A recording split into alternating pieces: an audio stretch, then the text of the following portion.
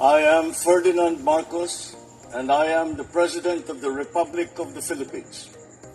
I stand today on behalf of 110 million Filipinos. Hi everyone! Hello Universe! It's me again guys! Kumusta po kayo? Shoutout sa mga Marcos Lilis, supporters Filipino and OFW. Mayroon tayong upload videos, updates. Nako, ang dating Pangulo. Kayo mga kababayan, anong kapalagayan nyo? Tagilid ano? Malabo na yata makauwi ito. Bakit kanyo? Sabi po dito, no, basahin natin para kumpleto, detalyado, agay. ICC prosecution discloses almost 7,000 items of evidence to Duterte defense. And goes. Today is August 22, 2026. Ayan na. Sabi dito mga kababayan, para kumpleto, detalyado, basahin po natin. Sabi dito, the prosecution of the International Criminal Court has disclosed 6,909 items of evidence to the defense team of former President Rodrigo Duterte in the crimes against humanity case against him. In a public notification dated August 5, ICC Deputy Prosecutor Mami Mandia Niyang informed trial chamber the third that the evidence was disclosed between January 7 and July 31, 2026. Agay. Sabi pa dito mga kabayan, of the total 2,279 items were classified as or incriminating material that the prosecution may rely upon in pursuing its case. Naku po, patay tayo dito. Bibisara urged sa ICC expedite Rodrigo Duterte trial over detention concern. Another 4,573 items were disclosed under the Rule 77 of the ICC Rules of Procedure, evidence which requires the prosecution to allow the defense to inspect material that is relevant to preparing its case or was obtained during the investigation. Mahabang paglilitis ito guys ha. Ilang taon na si Digong doon? Isang taon na mahigit na nakakulong. Baka matapos ito guys ang kaso na ito mag-goodbye sa mundong ibabaw. Ang akusado hindi pa tapos ang kaso. At least 'di ba? Nakakulong at nabigyan ng hustisya. Ang biktima. Malapit na. Tuloy. Sabi pa dito, the remaining 57 items were classified as PICO, referring to the potential exonerating material or information that may assist the defense. These include information that could undermine the credibility of a witness or suggest as possible line of defense. The actual evidence remains confidential and was listed in 3 annexes accessible only to the parties. Agay. Nako. Alam natin guys, napakalakas ang ebidensya nito sa totoo lang. Grabe. Bakit? Di ba? Yung dalawang hitman niya nandoon.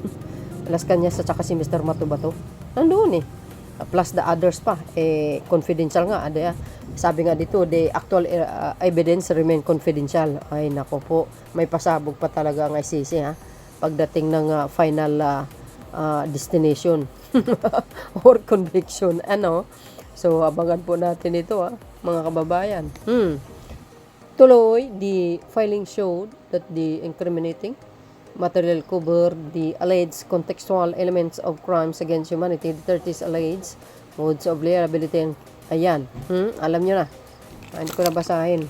Ayan allegedly committed during his tenures as a mayor of Davao City and President of the Philippines. Totoo po yan sapagkat ang salaysay ni Mr. Las Cañas. Grabe guys para ka lang nagtatapon ng bulok na aso doon sa quarry. Hindi kinalaw ka. Naalala ko yung isang yung testimonya ni Mr. Las Cañas, yung buntis saka yung batang lalaki. Ay nako, tumayo ang balahibo ko, kaloka. The prosecution organized the evidence into several areas, including, allegedly linked to the Davao Death Squad during the 30 mayoral period as well as Operation Against Cold so-called high-value targets and barangay clearance operation during his presidency. Di kayo naloka. Grabe din pala si Digong, ano? Ang dumi ng kamay niya, no? Wow, tapos ginamit niya pa yung mga hitman niya. Yun pala, mismo mga hitman niya ang magtuturo sa kanya. O, 'di ba? Nangyari na nga 'Di ba? Silas Cañas nandoon. Tsaka si Mr. Matubato, baka nga si dating pulis, sino ba to? Si Arcierto, baka nandoon, And si Madam Garma. Dating general manager ng PCSO, tama ba? Notification was submitted to Trial Chamber 3rd, composed of presiding judge Joanna Cornor and Judge Kibong Paik and Nicolas Galileo. Ay, hindi, mali. Gelo. Ayan. Naku po. Kayo guys, ano pa ang masabi nyo? Ayan, inilatag ng prosecution ng ICC ang halos 7,000 peraso ng ebidensya sa defense team ni dating Pangulong Rodrigo Duterte. Kaugnay sa kanilang kasong crimes against humanity o MGOS. Kayo guys, anong kapalagayan nyo? Ito po ay courtesy ng ABS-CBN News. Oh dear. Sa akin, parang ang dating malabo yata makauwi ito si dating Pangulong Digo. Yan guys, in my own lang yan thinking lamang. Parang sa tingin ko lamang. Wala tayong magagawa kung yun talaga ang kapalaran niya, madido sa ibang bansa dahil dito sa bigat ng kaso na kinaharap niya. Ay sus, Mariusip, mga kababayan, walang bill ito, correct me if I'm wrong. Sa palagay nyo kaya, ito, pag ito lahat, ay totoo, for sure, totoo yan. Very, authentic itong ebidensya na ito, mga kababayan. Wala nang kawala yan. Hindi na makakauwi talaga yan. 101%. Kumbaga doon na madidido yan. Sa lakas ba ng mga ebidensya? Naku, sus, Mariusip, mga beswa. Plus yung mga magwi-witness pa sa witness stand. Di kayo naloka. Ako, excited ako, mga kababayan, na habang nililitis ang dating Pangulo na nakaupo, tapos nagsasalita yung kanyang dalawang hitman doon sa witness stand. Naku po, ano po ang kapalagayan nyo? Maawa ka man sa dating Pangulo, pero wala tayong magawa, mga kababayan, kasi 1 versus so many ang biktima ng Ejike. 'Di ba? Kanino kayo naawa? Sa nag-iisang tao lang o sa libu-libong namatay? See? Yan Kaya nga nagtatago si si Batugan dahil kasangkot siya. 'Di ba?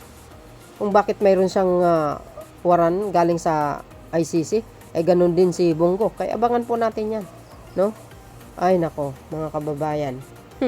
Gumawa tayo ng tama para hindi tayo nasasadlak sa kasamaan. 'Di ba? Ang sarap kaya mabuhay. Dapat ang sarap mabuhay sa mundong ito kung wala kang nilabag na batas, wala kang naapakan na tao, mamuhay ka lang tahimik, magtrabaho ka lang na tahimik. Linggo-linggo magsimba, lagi manalangin sa Diyos, 'di ba ang saya? May Diyos ka sa puso. Ligtas ka pa. So yun guys, ang aking pinaka-latest updates. Thank you guys for watching. See you again on my next upload. Bye bye and bagus. God bless Philippines. There's more. Bye.